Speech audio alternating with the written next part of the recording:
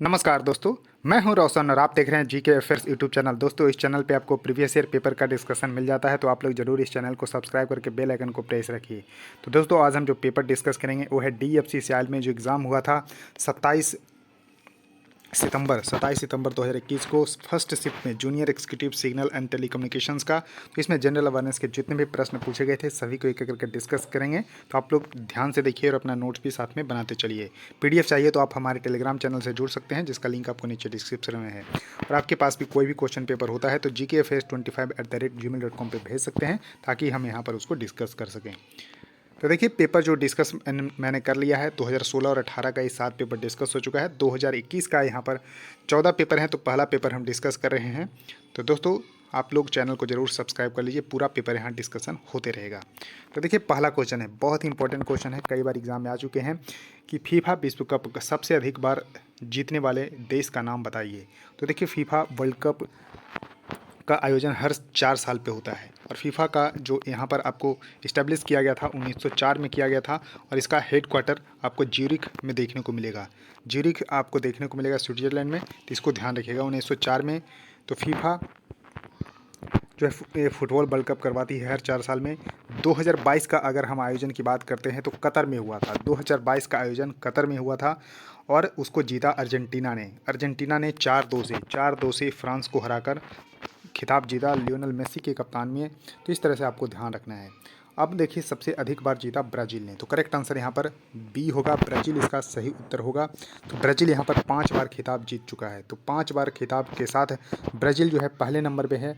उसके बाद हम इटली की बात करते हैं तो 4 बार वो खिताब जीत चुका है। तो इटली 4 बार खिताब जीत चुका है, तो इसको ध्यान रखिएगा। सबसे ज़्यादा ब्राज़ील, फिर दूसरे नंबर पर इटली इसका होगा।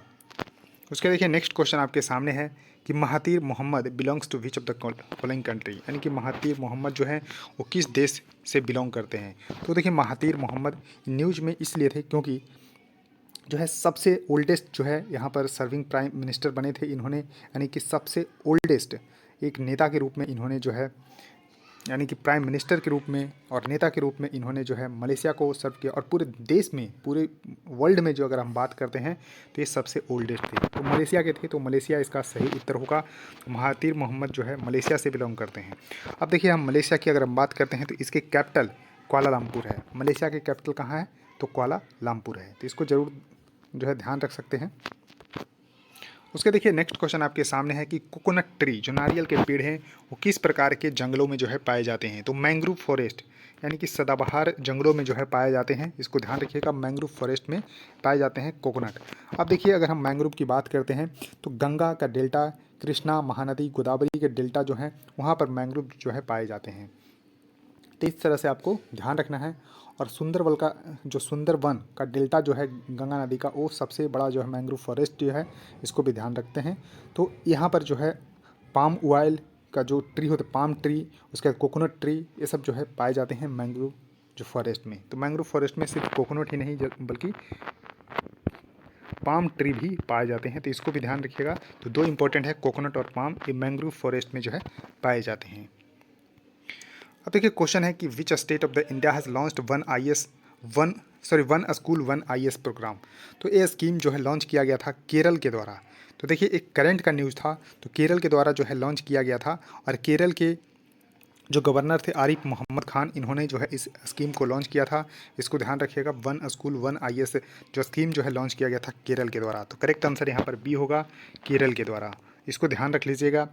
उसके देखिए, नेक्स्ट क्वेश्चन आपके सामने है कि कौन सा यहाँ पर दिए गए मिसाइल्स में क्रूज मिसाइल है। तो देखिए, क्रूज मिसाइल, यानी कि क्रूज मिसाइल का एग्जाम्पल आपसे पूछा जा रहा है। तो देखिए, निर्भय इसका सही उत्तर होगा। निर्भय जो मिसाइल है वो क्रूज मिसाइल है। और ये कौन सा है? तो long range all weather subsonic cruise missile है। Long range all weather subsonic, ध्यान रखिएगा, लॉन्ग रेंज का है। उसके बाद ऑल वेदर, यानी कि सभी मौसम में है। और यहाँ पर सबसोनिक क्रूज मिसाइल है। तो देखिए, यहाँ पर आपको ध्यान रखना है, क्रूज मिसाइल है तो इसमें भी इसका जो मैक नंबर है 0.7 के आसपास है। तो देखिए, सोनिक, सबसे पहले सबसोनिक, सोनिक, उसके बाद आपको ध्यान रखना है हाइपरसोनिक।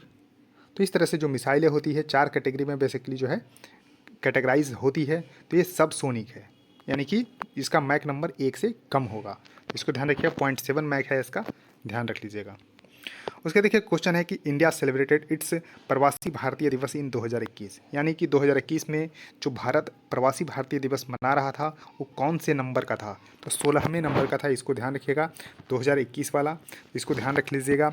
अब देखिए जो प्रवासी भारतीय दिवस है वो 9 जनवरी का दिन ध्यान रख सकते हैं। 9 जनवरी को प्रवासी भारतीय दिवस मनाया जाता है। अब ये मनाया कब से जा रहा है? तो 2003 से जो है हर साल इसको मनाया जाता है। अब ये मनाया क्यों जाता है? तो मनाया इसलिए जाता है क्योंकि 9 जनवरी 1915 को महात्मा गांधी जी लौटे थे साउथ अफ्रीका से लौटे थे 9 जनवरी के ही दिन।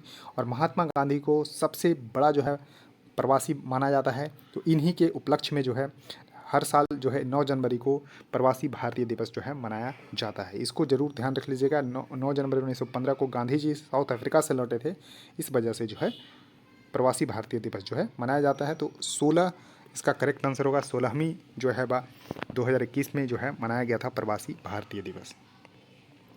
अब देखिए क्वेश्चन है कि what is the mission life of the Cartosat 3 satellite launch by ISRO, यानी कि Indian Space Research Organisation. ISRO का फॉर्मेशन हुआ था 15 अगस्त, दिन देख सकते हैं 15 अगस्त 1969 को, और इसका हेडक्वार्टर बेंगलुरु में है। और इसके 10वें नंबर के चेयरमैन हैं सोमनाथ जी हैं 10वें नंबर के चेयरमैन। तो इसको ध्यान रखिएगा। इन्होंने जो है लॉन्च किया था कार्टोसैट 3। तो कार्टोसैट 3 लॉन्च किया था किससे? तो PSLV C47, यानी कि polar satellite launch vehicle C47 से लॉन्च किया गया था। इसको ध्यान रखिएगा। 2019 में लॉन्च किया गया था इसको। और कार्टोसैट 3 जो है क्या? तो ये है, आपको ध्यान रखना है, कार्टोसैट 3 जो advance third generation earth observation satellite है। Advance third generation earth observation satellite है कार्टोसैट 3, और इसका मिशन लाइफ है 5 साल का। तो 5 ईयर यानी कि 5 साल इसका सही उत्तर होगा। इसको ध्यान रख लीजिएगा, बहुत ही इंपॉर्टेंट है।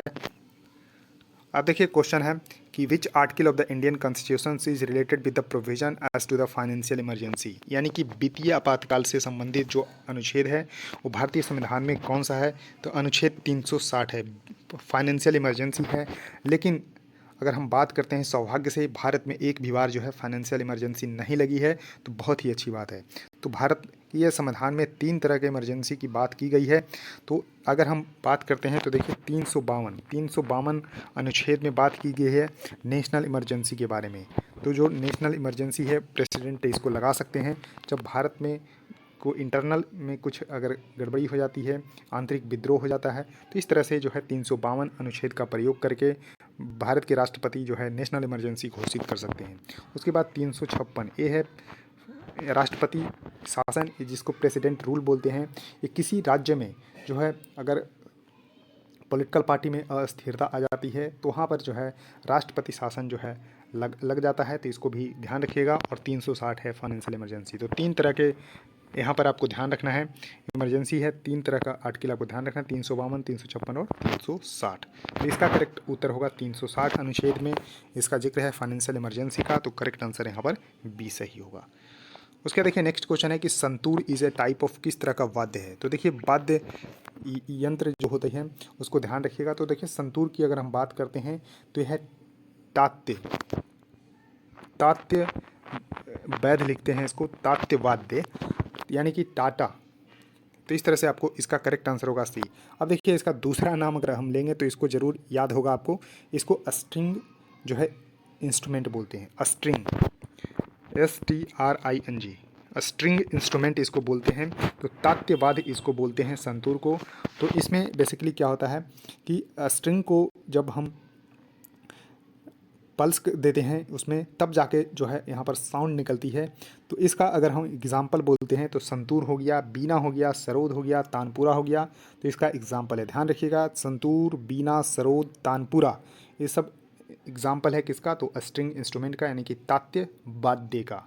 तो इसको जरूर ध्यान रखिएगा। अब देखिए क्वेश्चन है कि in pre independent India was the first to discuss the concept of the poverty line. तो देखिए पॉवर्टी लाइन को डिस्कस सबसे पहले किए थे grand old man of India, grand old man of India, जो कि दादा भाई नौरोजी को जाने जाते हैं, तो दादा भाई नौरोजी इसका सही उत्तर होगा।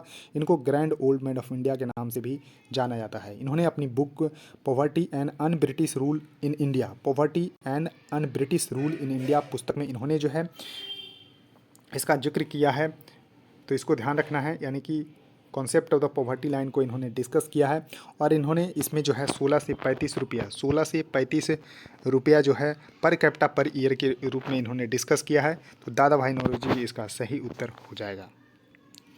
उसका देखिए क्वेश्चन है कि in the Henley passport index 2021 में which country has top the list. तो देखिए 2021 के जब लिस्ट आया था, तो देखिए यहाँ पर आपको ध्यान रखना है कि ये हर साल जो है 4 बार निकलती है, हर क्वार्टर में इसको निकलती है, तो इसको ध्यान रखिएगा। तो जापान 2021 में जो है टॉप किया था, सिंगापुर भी इसके साथ ही था। तो जापान और सिंगापुर दोनों जो है टॉप किया था, लेकिन अभी 2023 के क्वार्टर फर्स्ट का रिजल्ट आ चुका है, तो उसमें जो है सिंगापुर जो है टॉप पे है, दूसरे नंबर पे जापान हो गया, और भारत का रैंक है 86। तो भारत का अगर हम बात करते हैं, ध्यान रख लीजिएगा, भारत जो है 86 नंबर पे है 2023 के क्वार्टर 1 के रिजल्ट के हिसाब से। उसके देखिए नेक्स्ट क्वेश्चन आपके सामने है कि Simon commission arrived in India in. तो देखिए साइमन कमीशंस का गठन 1927 में किया गया था। 1927 में साइमन कमीशंस का गठन किया गया जॉन साइमन की अध्यक्षता में, और इन्होंने जो है 1928 में भारत में आगमन किया। तो 1928 इसका सही उत्तर होगा। करेक्ट आंसर यहाँ पर बी सही होगा। 1928 ध्यान रखिएगा, 1927 में जो है इसकी जो है गठन किया गया, अपॉइंटेड किया गया था। 1928 में भारत आ गया था। तो दोस्तों 12 क्वेश्चन थे, मैंने एक एक करके अच्छे से डिस्कस कर लिया है। बस अब आपका काम बचा है वीडियो को लाइक करना, शेयर करना अपने दोस्तों के साथ, और चैनल को सब्सक्राइब करके बेल आइकन को प्रेस रखना। सो थैंक यू दोस्तों, इस वीडियो में इतना ही। धन्यवाद।